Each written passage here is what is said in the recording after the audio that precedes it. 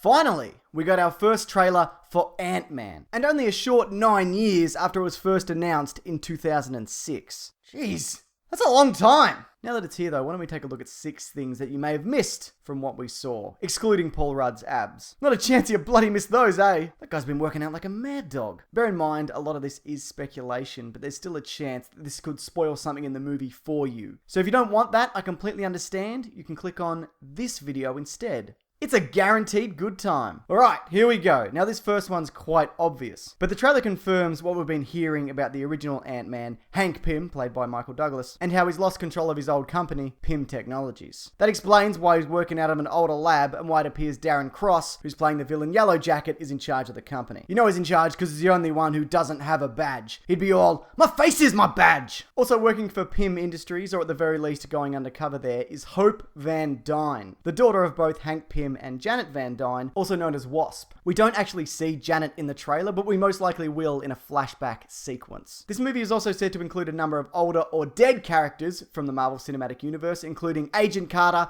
Howard Stark, Alexander Pierce, and Armin Zola. Evangelina Lilly has also said before that her character's relationship with her father in this film is strained, because that's what being raised by 2 superheroes would do to a person. She must though come around at some point. Kevin Feige confirmed that this is very much a Hank Pym / Scott Lang redemption story, which makes sense considering she ends up training Paul Rudd by kicking him in the abs. These are just 3 short things that I'll just breeze through. So here we have Ant-Man grabbing a guy by the tie and hurling him through a window. This looks as if it carries over from that test footage from a few years back where something similar happened. The use of Pym particle gas that when inhaled changes a person's size is also seemingly confirmed, not only because of the gas mask that we have already seen, but the presence of gas in the air after he changes size. I mean, he's in the shower, it could be steam, but then again, the water's not running. Also, why would it be? People have also wondered whether this here is some kind of special comic book prison, like Seagate Prison, as seen in the Mandarin All Hail the King one-shot, but by the looks of the inmate uniforms and the CDCR logo on the back,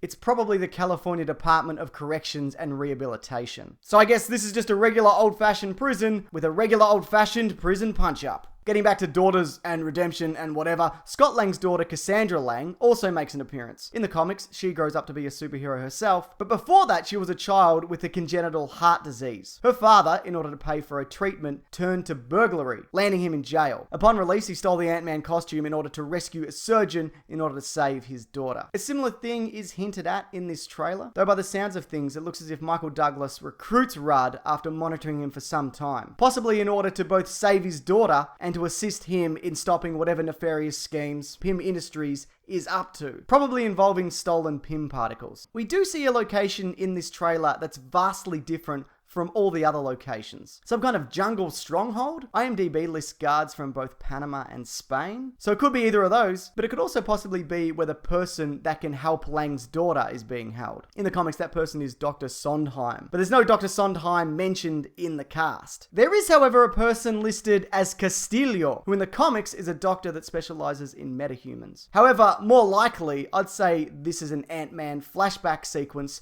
to the 60s, as there's another character called Castillo who was in the MCU with ties to Hydra. He was targeted and killed by Deathlock in Agents of S.H.I.E.L.D. Season 1. Eyewitnesses claim the assailant smashed through several walls before killing Colombia's most notorious drug lord, Alejandro Castillo, aka El Dogo. This, I guess, all means that if this is a flashback sequence, then we'll most likely be seeing a younger version of Castillo, as played by this guy. This sequence here also looks like it could be a flashback because of all the books. Because who buys books anymore? I haven't seen a book in 15 years! Anyways, there's a bunch of stuff that we still don't know. Will Ant-Man grow as well as shrink like he does in the comics? Will Hope Van Dyne suit up as Wasp, like her mother once did and what's been alluded to? Plus, we didn't see Yellow Jacket in action. Time, though, will reveal all. Thanks, everyone. Now, if you want, you can come back next week where I'll be doing a similar video for the second Age of Ultron trailer. Also, I have a podcast called The Weekly Planet where we talk about comics and movies and TV and stuff. It's out every Monday via comicbookmovie.com, iTunes, or direct download. I'll link those below if you care. But were you happy with the new Ant-Man trailer? Was it everything you ever wanted and more? Or less? If you'd like to leave your thoughts below, please feel free to do so. And if I've missed anything from the trailer, please add that also. Alright,